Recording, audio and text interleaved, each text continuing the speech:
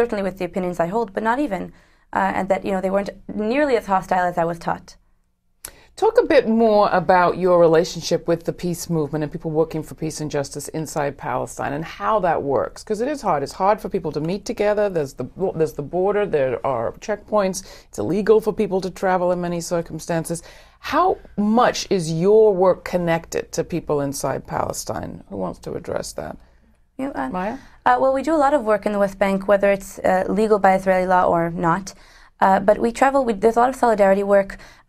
I work in Rabbis for Human Rights. That's my full-time job, and a lot of what we do in the territories is go and accompany farmers or shepherds to their lands, to their grazing areas, to their fields, to help protect them from violent settlers that prevent them from farming their land and obtaining some sort of income. So that's something that we do, and it's possible to go. You just have to decide. It's really a decision. Yeah. Do your parents support what you're doing?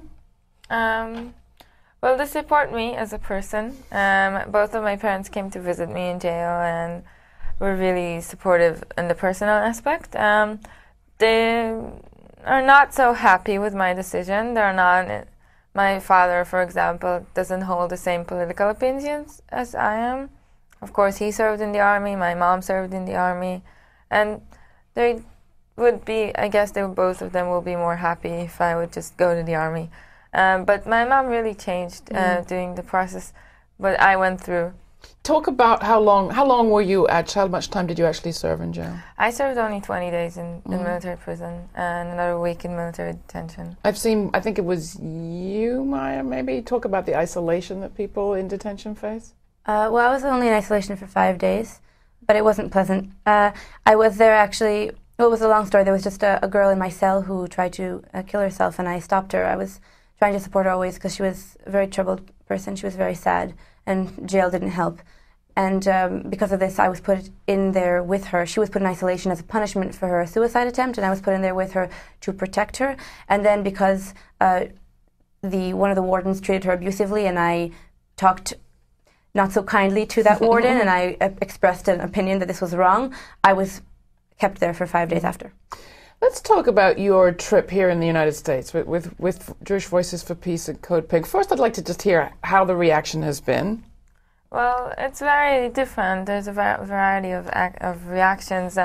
We got very supportive from American Jews who say we don't want Israel to keep doing those crimes in our name. We got good reactions from Palestinian Americans or Arab Americans that were very... I think they were very touched to hear our voice because it's almost unheard usually. And even from Israelis who moved to the U.S. that were very excited to see our action and were very supportive.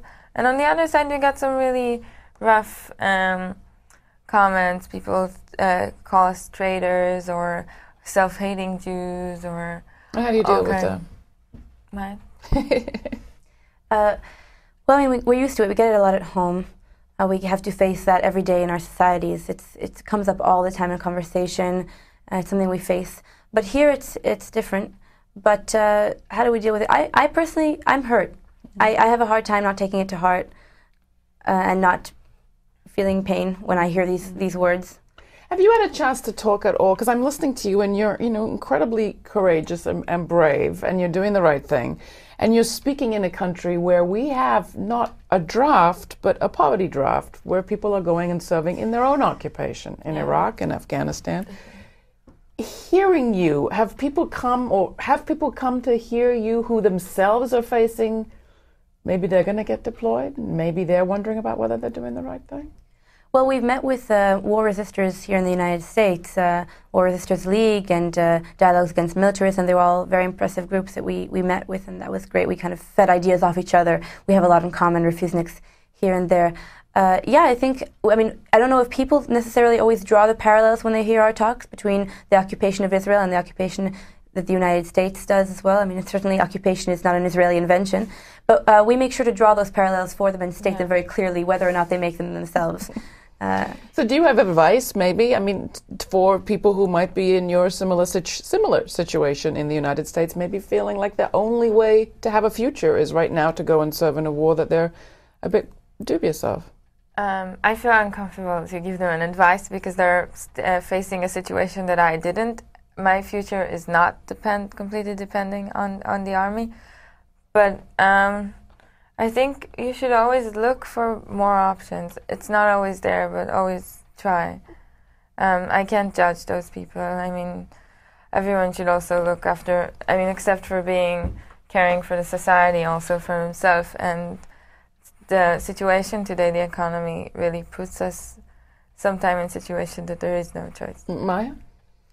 Yeah, I think really just asking questions is key, not taking everything that you were taught as truth and doubting the whole notion of truth to begin with. I think doubt is really key. Doubt is what led me to this decision, doubting what I was taught, doubting what I thought. If you have questions, who's the best person to ask, do you think, in your sort of social circle?